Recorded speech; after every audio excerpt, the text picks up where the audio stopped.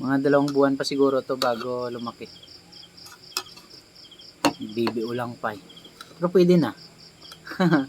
Ayan. Ito yung ulam ko ngayon. Niluto ko, nilagyan ko ng ginisa ko lang. Nilagyan ko ng sili.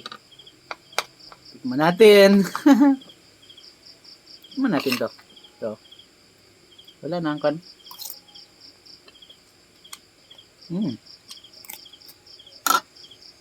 Pwede na.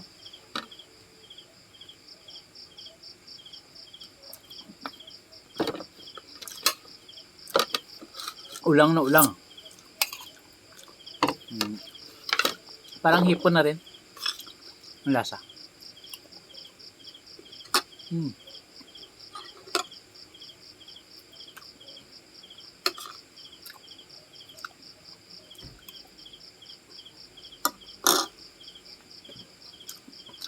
Kain tayo.